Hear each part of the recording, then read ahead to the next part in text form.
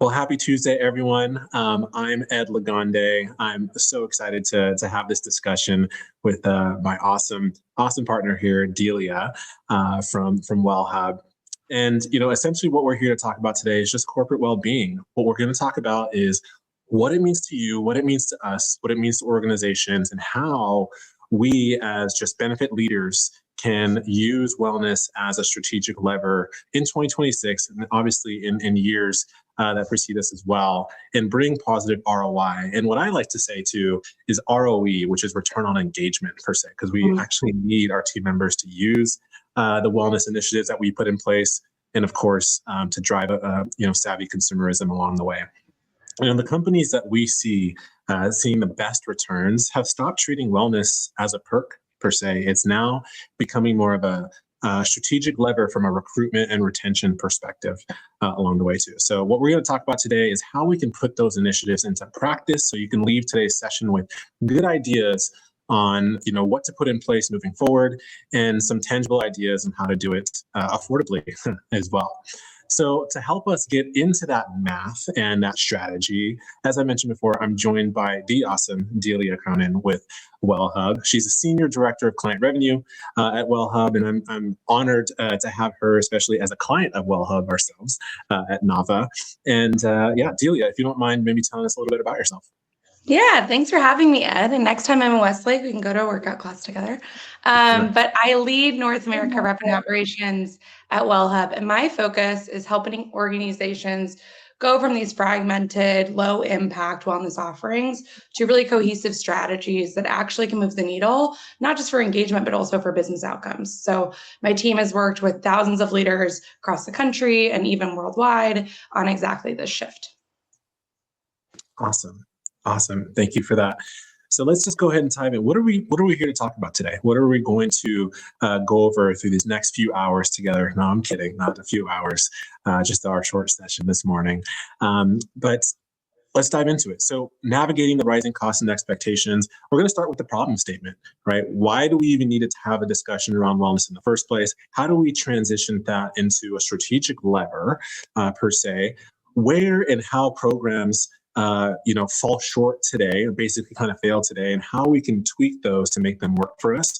And then, of course, how do we actually analyze the data? How do we analyze that ROI, again, to make it work for us? And then let's dive into the actual 2026 action plan so that we can leave this session knowing exactly how to impact our organizations moving forward along the way. So before we dive into that, just a quick note about who we are. You heard a little bit about Wellhub, and you'll hear more about that throughout today's session. But again, I'm Ed. I'm a partner and market director at Nava Benefits. And Nava, we're a modern benefits brokerage firm just hyper-focused on combining modern technology, especially through our new HQ platform, and coupling that with the ethos of just wonderful and just top consulting expertise from a benefits perspective so that we can, as benefit leaders and benefit partners, work with wonderful organizations to help drive savvy consumerism, to make sure employees know how to use their benefits, so that they can attribute that to great employee satisfaction with organizations, make HR, make your lives easy from an HR perspective as well. And then, of course, affecting your bottom line in a positive way, making sure that you're getting the best bang for your buck at the end of the day. So coupling technology with benefits expertise per se. All right, enough about Nava. Let's go ahead and dive in to navigating the rising costs and expectations as it relates to ROI specifically. So if you're responsible for benefits today, you're probably feeling the squeeze. And one of the things that I would say is, as a benefit leader, you probably noticed over the last decade, and especially since 2020 and beyond, the amount of types of benefits, the way we have to offer wellness these days has just expanded year over year over year as well, right? And so you have to offer more and more. But the thing is that what else we're dealing with is the financial pressures along the way too. So how do we handle those rising costs from a renewal perspective? How do we make sure that our executive teams, we can even answer their questions on how we're utilizing those funds and getting the best ROI on those along the way too? So we just need to make sure the ROI makes a lot of sense. And I think just one point there, Ed, is a lot of the pressure is coming from the C-suite to make sure that we're making the ROI in all of our investments, particularly in HR, right, in our people. But on the flip side, which we'll talk about, is employees are asking for a very different message, and it's getting louder year on year, where they're looking for stronger well-being, flexibility, and investment in mental health support. So I think that's the challenge, right? Like we live in this push-pull world of like the best way to find that ROI. Exactly. And I think, what tends to happen is, how do we actually use wellness in a way that employees will actually use? I think that's what we're here to unpack today as well, right? So as we dive into the next slide, Delia, you mentioned something really interesting during your intro about just fragmented benefits and putting together kind of a cohesive benefit strategy from the moment someone's hired to the moment that they become a tenured employee along the way. And at the end of the day, HR leaders, benefit leaders, we just don't have the time for something super complex at the end of the day, right? And so how do you believe that a wellness strategy should move from just being another line item, whether it's a line item expense, and becoming much more of like a strategic lever that we can, use to just, positively influence our bottom line as well? Yeah, the really important part is it comes down to shifting actually just from looking at engagement to thinking about outcomes as the goal. And so when we look at our data and our return on well-being report from 2025, we found that on average, people were seeing a 20% increase in productivity for their company when they had a clear wellness strategy in place. And the really specific word there is a clear strategy. And so for a lean team, 20% means speed and efficiency. And it's your existing people performing at their peak, so you're not constantly backfilling or dealing with, or cleaning up maybe burnout related results or, sick days even. And I think what really comes through here, and you'll see in the slide, is that 93% of CEOs now say wellness is as important as any other business metric. And 56 invest in it primarily to enhance performance. So that tells you the conversations moved beyond the C-suite, and it's really coming into practice for the business practices. So it sounds like it's about efficiency then, right? Especially, as you mentioned, the statistic you see here on the screen, where more and more leaders are investing into wellness specifically to enhance performance along the way. I imagine they do that so they can focus more on the strategy as well. Is that right? Yeah. I mean, I always joke that it's just like peak athletes today. Like you have to recover, take care of your body to get that peak performance. So it's definitely coming through. Fantastic. And actually, you can see that exactly the investment and the focus by these CEOs is coming through in the ROI data. So 82% of CEOs report a positive ROI from their wellness programs today, with an average exceeding 50% investment. So as you look at the data here, the majority are seeing 51 to 100% returns. So it's not just a marginal return that we're talking about, that's a real business case that we're seeing. That makes a lot of sense. So that number, I feel like, is an important one because it just reframes the conversation. I remember when I joined the benefits industry, wellness was almost kind of a gimmicky word, where it just felt like it was much more about the feel good. Like, hey, we offer wellness, and it was more about just feeling good. Obviously, this is much more of a strategic. It's a financial decision as well. Would you agree? Yes, 100%. I think that we're seeing a lot of the investment coming through, and actually leads to exactly sort of what's covering on this next slide is that perception gap. So this was really fascinating. In our report, we found that 77% of executives felt that their employee wellness improved in the last year. But on the flip side, only 33% of employees agreed. So that's a pretty massive disconnect, and it signals what we call care washing. So programs that are being offered or maybe put on within their benefits, but the burnout persists or no one's using it. And what also came through that connects to this theory is only 50% of workers believe the C-suite genuinely cares about them, which I think is hard to hear as a leader. And so the problem is usually not the intent. Like, we're putting great programs in place. I think people are investing in wellness as a more true holistic strategy, but it's just the execution. So for leaders in SMB world that are wearing 3 or 4 hats or doing both HR and management simultaneously, they're actually putting a lot of this like program sprawl in place. So we see them having 3 to 4 programs, maybe different apps or discounts, but no one's actually using them because they're not meeting their team where they're at. So it's not really a strategy. It's just more of an administrative drag and frankly, a checkbox that comes through.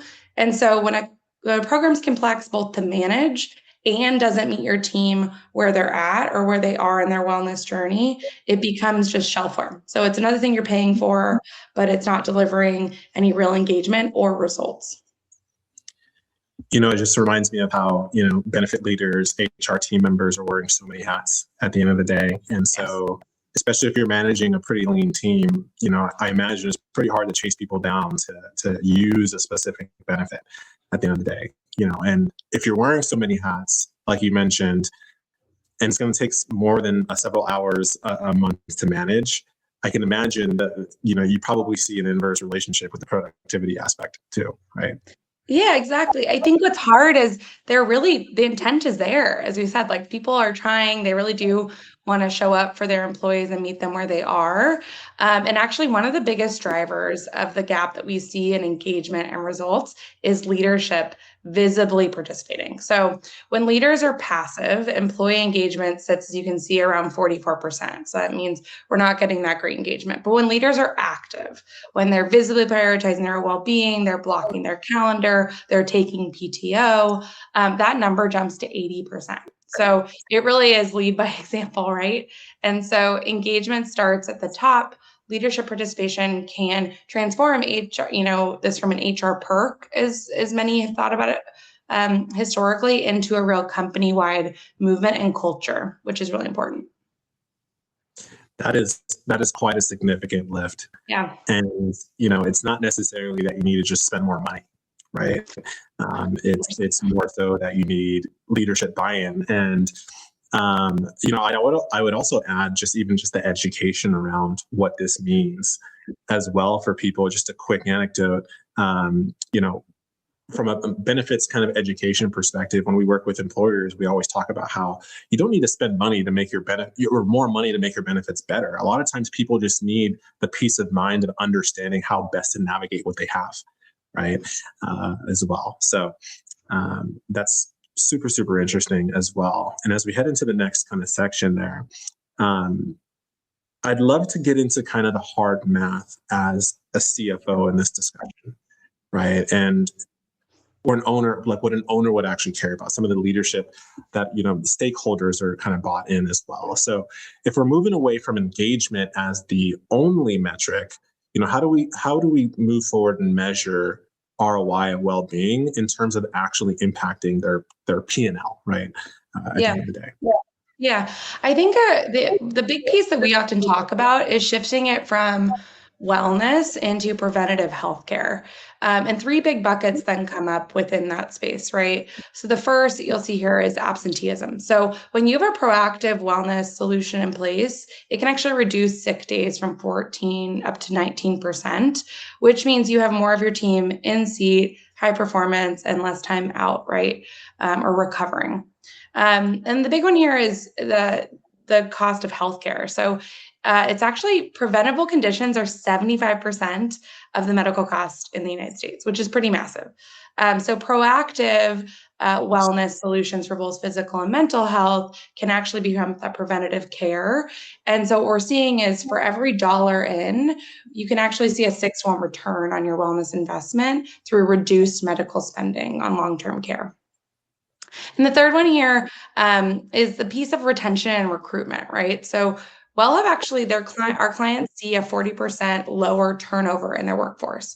And for SMBs, it can be a pretty massive hit to lose a key team member on just your P&L.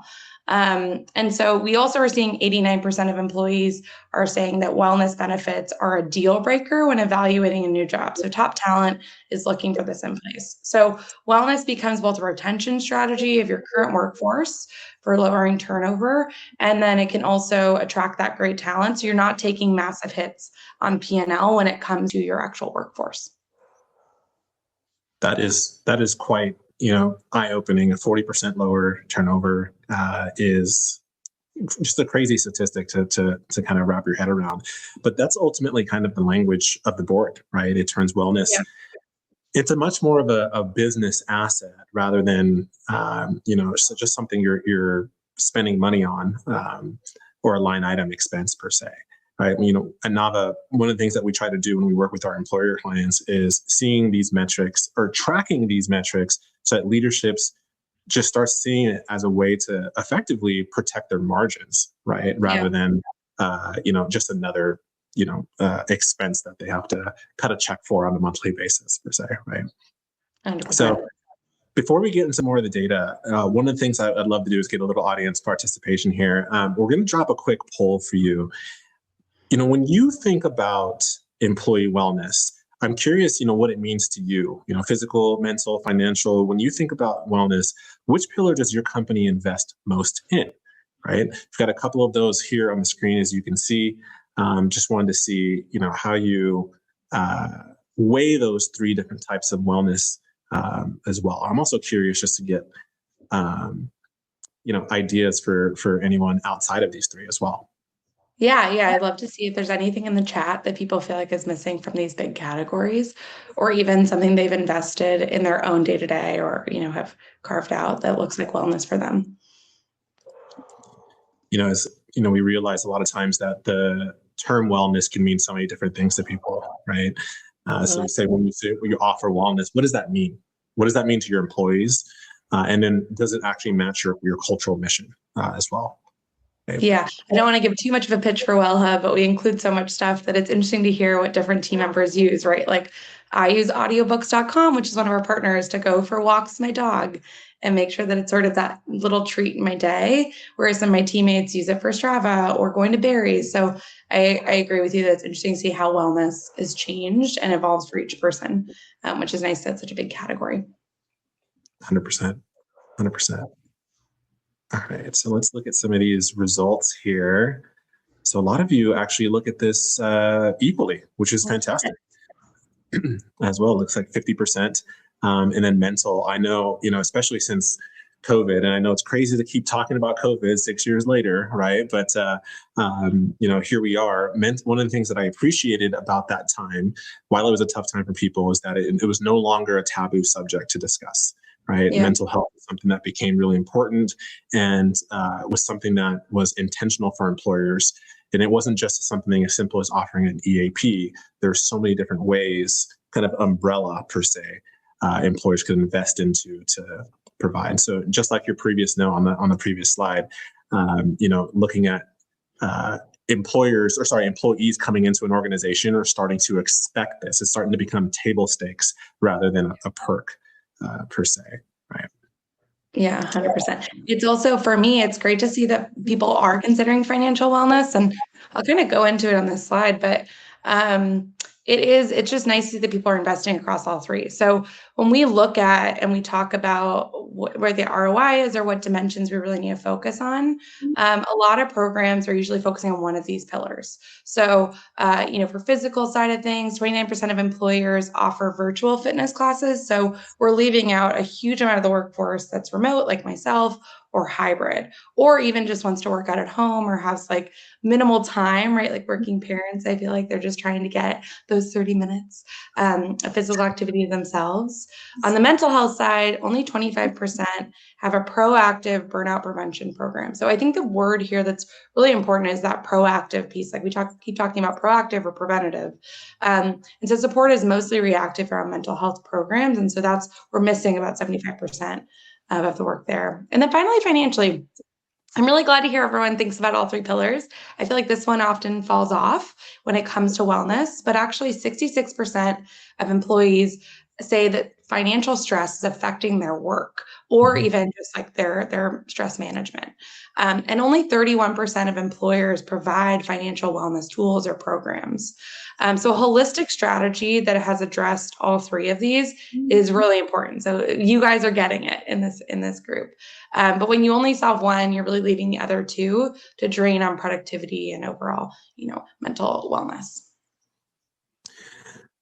Exactly. Yeah. So, let's say you're working with, a benefit leader within an organization and they're bought in. You have an HR leader, they're bought in. They, and I always think that, HR, I call them the unsung heroes of organizations, or the heartbeat of organizations a lot of times, just because they have to sit in between leadership as well as the employee and be the voice of on the either side as well. So I'm curious from your standpoint, Delia, what kind of objections do you see that benefit leaders or HR team members face when they're bought in, they see the value, but maybe leadership doesn't yet, right? Yeah, I'll touch on a couple that are like the main ones, right? So the first one we see is, will people actually use it? So CEOs cite low engagement. About 30% cite low engagement as a primary concern. Like they don't want more shelfware to just purchase and leave there. Another piece, is it too expensive? So I think there's a notion that wellness is an HR perk. And so 29% of CEOs worry about the cost of this, and likely connected to, the first topic of like, will people use it? And then finally, how do we measure impact? And this one's really, really important when it comes to ROI, because I think 27% are still responding they aren't sure what success looks like or how to measure it. So when we talk about this at Wellhub, there's a clear winning formula for us. So first, 49% of successful wellness programs use an employee feedback to shape their approach. So I always recommend starting there. Go talk to your employees, see where they're at, and not just the ones that are already investing in wellness. Actually, over 60% of Wellhub users didn't previously have a wellness or fitness solution in place before starting on the program. So don't just kind of go to your already active group, but talk to your whole audience. And the second piece is run some pilot programs. So to prove the impact's going to be there before you go all in, especially for HR leaders, as they talk to CEOs, it's nice to find some pilot results to bring back. And the last piece is really monthly reporting. So just like any other business, part of your business unit, you want to look at the results monthly. So organizations that connect wellness outcomes and look at this on a regular basis see 58% more budget growth in their programs over time, because they're really tracking that impact and tracking those results. So what I'm understanding here is it's definitely not a set it and forget it type of strategy, right? It's there's intention behind getting the employee feedback, which I truly appreciate, because I think, as benefit leaders, a lot of times we unintentionally just assume this is what employees want. And this is what the employees want to understand. And so having those data points is going to be key, I assume, for leadership to understand, to get their buy-in to keep moving forward in these programs, right? Yeah, 100%. And sometimes your loudest employees make you feel like this is definitely the thing you need. And so it's important. We always say, go back and talk to everyone and try to create those smaller groups to get maybe the less vocal voices out there. Because and that part of that piloting is important to make sure it's actually meeting the needs. Because I hear from a lot of HR leaders, they put something in place and people are really asking for it, and that doesn't move the needle. And so it's about putting it there, hearing from the employees. And then, as we talked about earlier, leadership needs to be bought in and help you drive that, because it can't just all come from HR. It really needs to be a company-wide culture. And that's sort of what we're passionate about at Wellhub, is making every company a wellness company in that way. So you're talking about cultural change, right? And you mentioned a great point, because it makes me think about something that I find happens a lot in the benefit space, where you just have a lot of buzzwords. There's like, what we talked about in the beginning, when I got into this business, I won't say how long ago, but a long time ago, effectively wellness was just kind of this gimmicky word. It didn't have any substance behind it. And then, of course, when COVID happened, it's like, oh, we offer mental health. Oh, the Great Resignation. And, there's all these buzzwords. And just like any TikTok trend, it dies out over time, right? Yeah. And so, I wanted to kind of unpack what you mentioned there a little bit. How do we make sure that it is a cultural change, and it is, like you mentioned a great point. We're a wellness company. We're not just a company that offers wellness, right? There's two completely different mind shifts there. So how do we get there? Yeah, I think that like when it's done right, the outcomes are pretty significant. So I think it's taking that intention and putting it into action and execution. And so for Wellhub clients, we do see a 35% lower healthcare cost, which is pretty significant, especially as rising healthcare costs across the world. So globally, our clients have saved $200 million in healthcare spend last year. And we see lower turnover, as I mentioned, compared to non-users, productivity gains of 52% for WellHub users. So these aren't just projections or guesses. We're actually connecting these to measurable outcomes for companies that made wellness a priority. So they put something in place, they work with our team to drive those results, and they're sort of always driving those best practices forward. So again, I mean, it feels like it's putting a program in place and then driving that action and intent, and then those real results come through. So it's definitely about moving away from, earlier we talked about just how much, medical increases, just benefit increases year over year are way outpacing inflation. It's becoming unsustainable. But instead of having a reactive insurance mindset, it's a proactive, for lack of a better term, performance mindset per se. Right. And it reminds me of, when we have conversations with employers, we say, hey, I don't think renewal should be something we're surprised about anymore.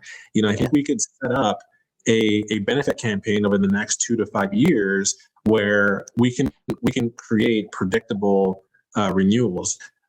And by putting in these types of wellness strategies, whether it's WellHub, and you talked about 2 of the other pillars as well, so that you're driving behavior change and driving the right performance along the way with your members.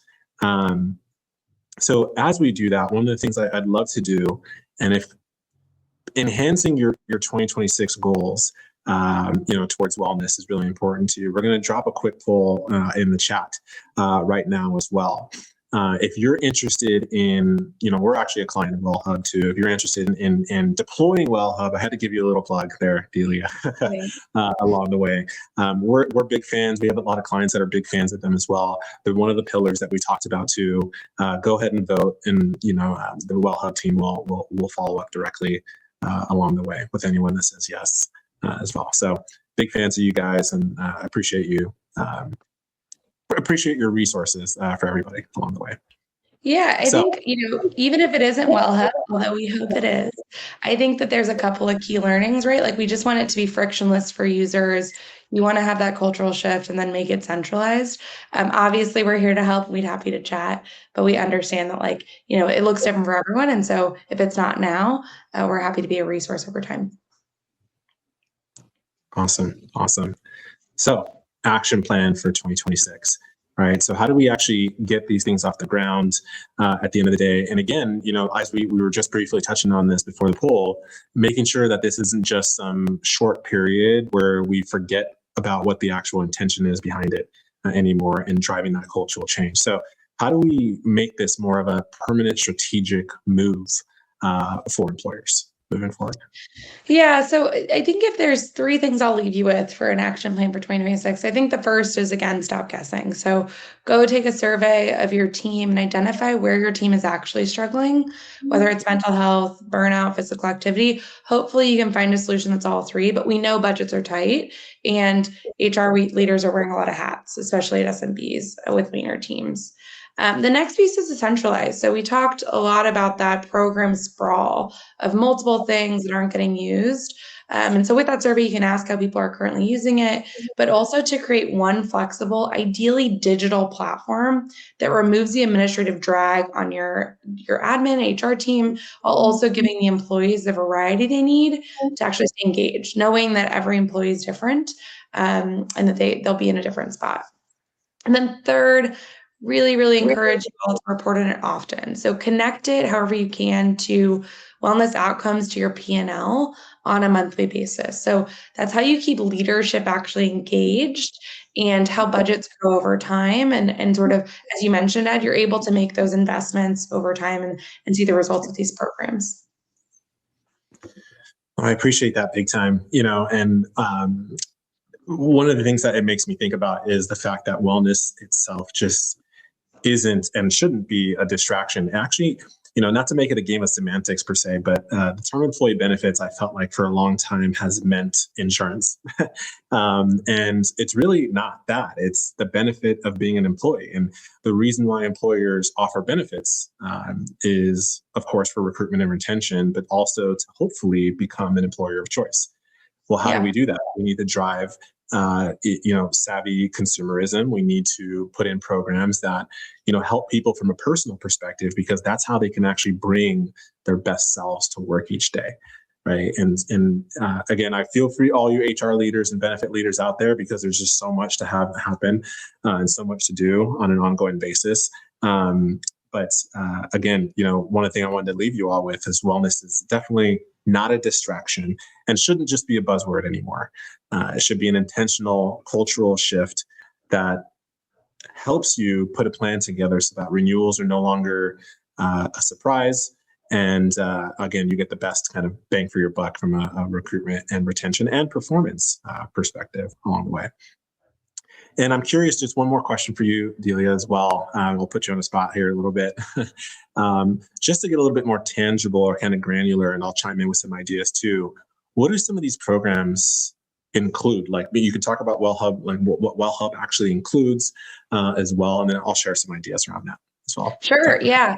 So Wellhub is essentially an aggregated wellness platform where employers can offer this wide variety of wellness offerings, and I think we had some questions in the chat. It's sleep apps, mental health, meditation, nutrition apps. I know I use audiobooks.com a lot, financial wellness, kind of education apps, as well as we have a physical in-person for both full service gym and local boutique studios that allows people to sort of engage in the way that they want with their wellness solution. So that's sort of how we kind of address it with this aggregated solution.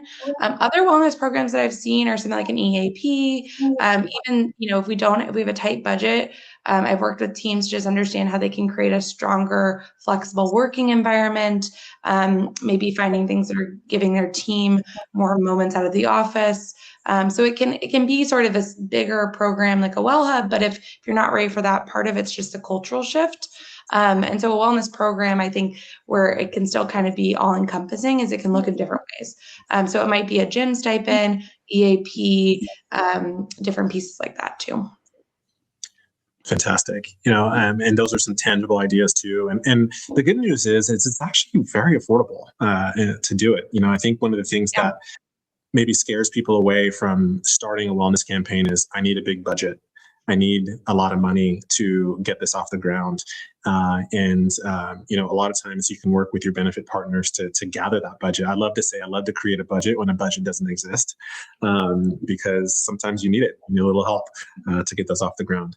And one thing I'll add too, as far as some of those tangible ideas, again, is the idea of prevention. Delia, you talked about this at the beginning of there are so many medical claims that happen on a day-to-day basis that are preventable. And one of the things that we're dealing with day to day right now is the fact that, during the last, 5-6 years, there were a lot of, citizens that just didn't go to the doctor because, one, they couldn't, or two, didn't know who to go to, when to go to, and weren't taking care of themselves as much as they normally would have. And as an employer, if you, invest in preventive strategies, whether it's, even primary care, and there's over 38% of Americans that don't have a primary care relationship, which is kind of a startling statistic. That is the cornerstone the beginning of your healthcare journey at the end of the day. So you couple that with a WellHub type strategy along the way, and you're well on your way to driving behavior change as well. So. Yeah, and you touch on a piece that I think medical, it becomes both the cost that's sort of preventing people and the not part of not knowing where to go. And I think with wellness, or even if we take fitness, for instance, or mental health, sometimes it's tricky and daunting to go straight into like a medical professional, right? So something like a Headspace can be a great way to just integrate meditation into your daily practice and create that stress management. Or physical fitness, like for me, I was always intimidated by Pilates, but WellHub gave me the access to go try a local studio, and it's really turned into a nice community for me. And so I'm very, very grateful to not only work for WellHub and get to sort of make this our mission, but to also experience it firsthand and expanding how I take care of my physical and mental health. You mentioned something really interesting, and I actually, just to share a quick personal story, is the same thing. My employer, Nava, invested in WellHub as well. My wife and I joined a local gym And we've created a community ourselves. And honestly, they've become some of our best friends. And it just allows me to wake up every morning knowing that I'm going to hit that gym and start my day off right. And, I don't know that I would have had that exact same experience had I tried to do that on my own. Right. So, yeah, it's lowering that barrier to entry. And I think you touch on a really interesting part. And I'll plug Wellhub one more time is we also have a family member element, right? So that accountability and driving it with your family members, with whoever that looks like, we have, it allows you, like, I know my boyfriend gets me to go to the gym with him, just because we both are on Wellhub. So I think if you're interested, please, we're happy to reach out and we'll find a way. I know budgets are tight, but we're happy to work with you all to make sure that it feels reasonable for your team to get started. Awesome. Thanks so much, Delia. And thank you so much for sharing that data, and for everyone watching too, and for joining us today. Not only thank you for that, but we'll be sharing the full return on well-being report, so you can dive into the math yourself. You can share it with your teams, your leadership, whoever, or any stakeholders that are important to you. And again, we'll be available afterwards if you want to dive into it and just kind of bounce ideas off each other. But before we close, we are hosting a awesome event, our second annual Fix Healthcare Live event on April 29th, just a couple weeks away already in San Francisco. So those of you who've been itching to visit California, here's a fantastic reason to do so. We also have a virtual option too, in case you can't make the trip out. So you can definitely do that. Details are going to be in the chat for you all. Would honestly, truly love to see you there. We have tons of amazing speakers, employers, solution providers like a Wellhub as an example, tons of other arena experts talking about how we can take 2026 benefits and infuse AI into a lot of the things that we're doing today as well. So definitely wanted to mention that event, and I appreciate everyone for being here today too. Figure I will dive into some Q&A just in case there's any questions that we may have missed.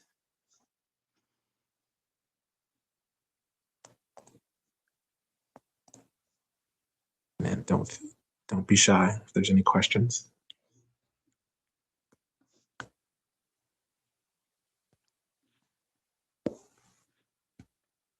Or any that we may have missed in the chat. Sorry, we got caught up. Yeah. There's a couple good questions in the chat, so hopefully we answered.